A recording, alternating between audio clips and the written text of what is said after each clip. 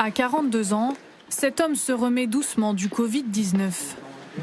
Hospitalisé dans un état grave à l'Institut Gustave Roussy de Villejuif et placé sous oxygène, il a bénéficié d'un traitement encore à l'étude. J'arrivais plus à respirer, on a donné tous les moyens pour que ma respiration elle soit augmentée. Et ma respiration elle est redescendue et on a essayé un traitement qui à l'heure actuelle fonctionne bien. Ce traitement, c'est le tocilizumab, une molécule prescrite pour les patients atteints de polyarthrite rhumatoïde. Des chercheurs français testent actuellement son efficacité sur les cas graves de Covid-19. Pour 5 à 10% des patients, le virus provoque une réaction excessive du système immunitaire. Le corps libère une trop grande quantité de protéines, appelées cytokines. Se produit alors l'orage inflammatoire.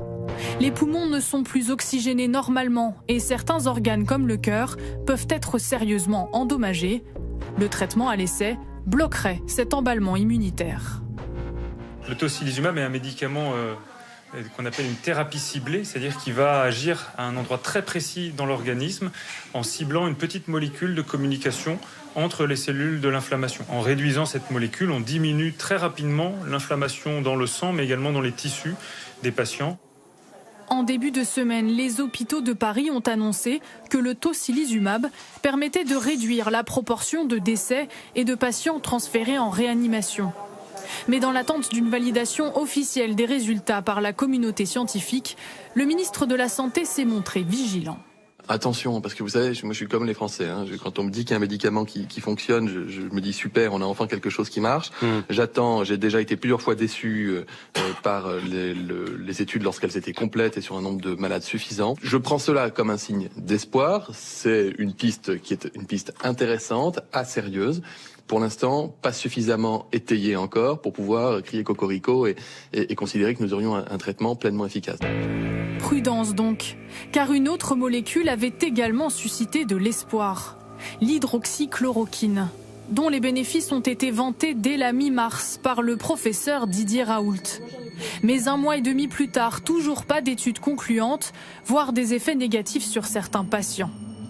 Malgré un avertissement de l'ordre des médecins, l'infectiologue maintient sa position.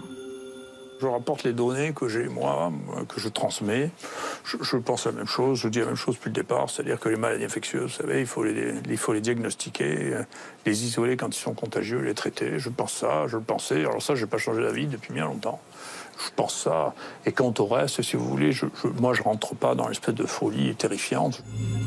Plusieurs études françaises devraient bientôt permettre d'apporter une réponse quant à l'efficacité de l'hydroxychloroquine.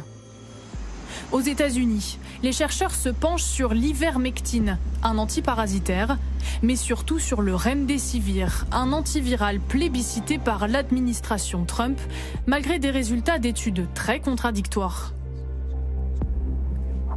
L'espoir mondial repose aussi sur la recherche d'un vaccin. Et les Britanniques pourraient bien avoir trouvé la solution. La semaine dernière, l'université d'Oxford a débuté la première phase de test sur des humains d'un vaccin qui aurait été efficace sur des macaques.